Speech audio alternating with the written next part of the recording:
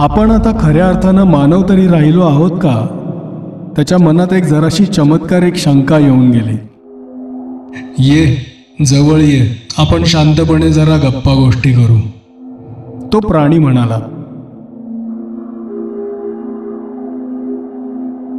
हरीश, तुला एक माहीत आहे का, आपण होऊन मला भेटायला येणारा तू पहिलाच आहेस. मीच नेहमी इतरांकडे जात असतो. तो प्राणी विचार करीत म्हणाला. कोठे गेलो आहे आणि किती जणांना भेटलो आहे हे सांगत बसलो तर वेळच पुरायचा नाही. किती ग्रह पाहिले, किती गोष्टी पाहिल्या, काही अतिशय सुंदर, काही अतिशय घृणास्पद, सगळं काही मनात साठवून ठेवलंय. पण कधी कधी एकाकीपणाचा कंटाळा येतो. पण माझ्याकडे कोणी सुद्धा फिरकत नाही. म्हणून तुझ्या या भेटीचं जास्त कौतुक वाटतं. फार फार पूर्वी मला एक जण भेटायला आला होता. तुम्ही काळ कसा मोजता? हरीशनं त्याला सौरवर्षाची कल्पना दिली. असं? मग मनातल्या मनात हिशोब करीत तो म्हणाला, तुमच्या 10,000 वर्षांपूर्वी ही भेट झाली होती.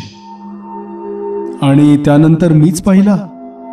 बरोबर, आणि स्वतःच्या इच्छेनं आलेला. पण वेळेची कल्पना माझ्या मनातून तुला काढून घेता आली नसती का? मला विचारावं का लागलं? हरीश, तुझ्या एकट्याच्याच मनाशी माझा संयोग झालेला नाही. मनात किती खेचाखेच झाली याची तुला कल्पना येणार नाही. पण हरीशला कल्पना होती. मनात एकच भागीदार आला होता तर त्याला कोंडल्यासारखं वाटायला लागलं होतं. आणि हरीशला परत त्या प्राण्याच्या, आता त्याच्या स्वतःच्या झालेल्या मनातले अडगळीचे डोंगरच्या डोंगर दिसले होते. 10,000 वर्षात एवढा पसारा व्हायचाच, हरीश म्हणाला. 10,000 वर्षात? मित्रा, ती तर कालची गोष्ट आहे. 10,000 वर्ष तो शब्द तुझ्यासाठी वापरला होता. मी काळ तसा मोजत नाही. ही चर्चा आणखी क्लिष्ट होत जाणार अशी हरीशला भीती वाटली. कोणत्याही क्षणी तो पृथ्वीवर परत खेचला जाण्याची शक्यता होती. त्याआधी त्याला एक महत्वाचं काम करून घ्यायचं होतं. हे पहा, माझ्या मेंदूत काहीतरी बदल झालेला आहे. ज्यांना त्यातली माहिती आहे ते म्हणतात की माझा मेंदू आरशासारखा झालाय. पण ते मी मुद्दामच केलंय. त्याशिवाय संरक्षण कसं होणार? तुला कल्पना नाही कोणत्या ग्रहावर कोणत्या प्रकारची जीवसृष्टी भेटेल याची. इतर ग्रहांची गोष्ट दूरच राहिली. मेंदूवरचं हे कवच निघालं नाही तर मी माझ्या ग्रहावरही फार काळ जिवंत राहणार नाही. माझ्याकडे हमखास लक्ष वेधून घेणारी ती झगमगती खूण आहे.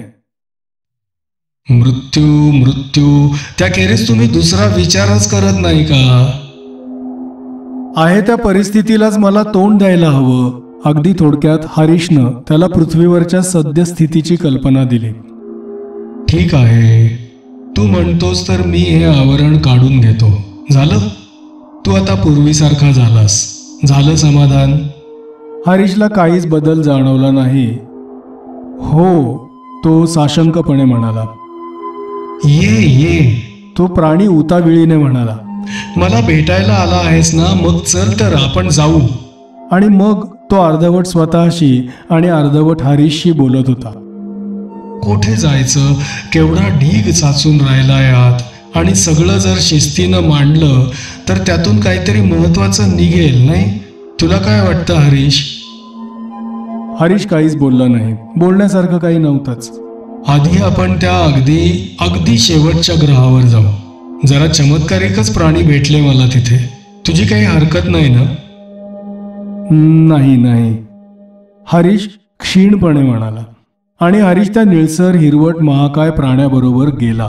5,000 प्रकाश वर्षांवरचा तो परका ग्रह, पिवळट लालसर रेतीच्या वैराण वाळवंटात एकाकी पडलेली ती गारेगार निळी रचना, बाहेर धुमसत असलेल्या वादळाचे क्षीण प्रतिध्वनी, वरती अनोखे तारे.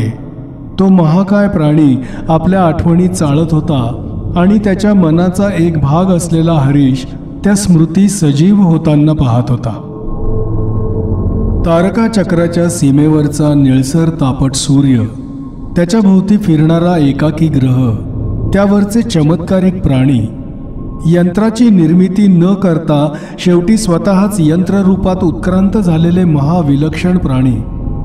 केवळ कीटकांचीच वस्ती असलेला एक गवताळ मैदानांचा ग्रह आणि त्यावरच्या कीटकांनी शतकानुशतके अहोरात्र राबून जमा केलेले खाद्यपदार्थांचे पर्वत, आंधळा निसर्ग, स्वतःच्या कलाकृतीतूनच एक विकृत धर्मश्रद्धा निर्माण करणारी एक 6 हातांची किंवा 6 पायांची जात, एका ओसाड ग्रहावर रांगेने उभे असलेले शेकडो फूट उंचीचे सजीव स्तंभ, काळाच्या उदरात गडप झालेल्या एका बलाढ्य संस्कृतीचे हे अमर पहारेकरी, आयुष्याचा अर्थच विसरून गेलेले अचल स्तंभ,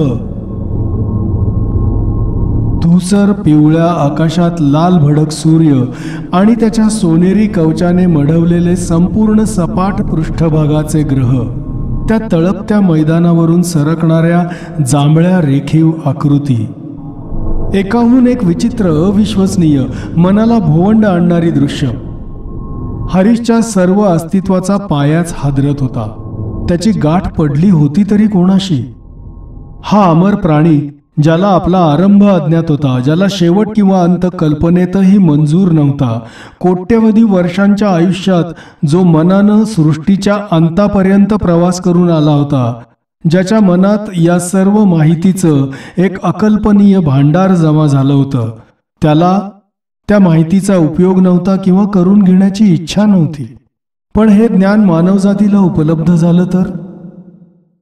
मानव आता कोठे अगदी बोटावर मोजणे इतक्या ग्रहांवर लंगडती पावलं टाकत होता.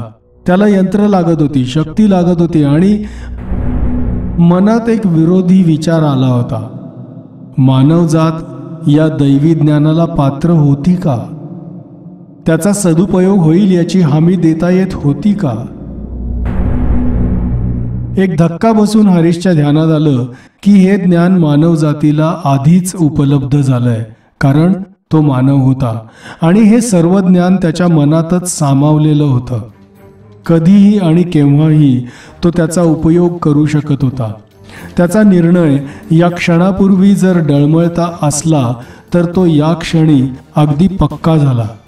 तो स्टारजमच्या हाती सापडता कामा नये. पूर्वी त्याला त्याचं कारण माहीत नव्हतं, पण आता त्याला आपली किंमत समजली होती. नाही, स्टारजम्प या ज्ञानाला लायक नव्हतं. साऱ्या मानवजातीसाठी जणू तो या ज्ञानाचा विश्वस्त झाला होता. एकतर ते योग्य हाती पडायला हवं होतं, नाहीतर त्याचा नाश व्हायला हवा होता. दुसरा पर्याय नव्हता. अनंत काळानंतर तो भानावर आला.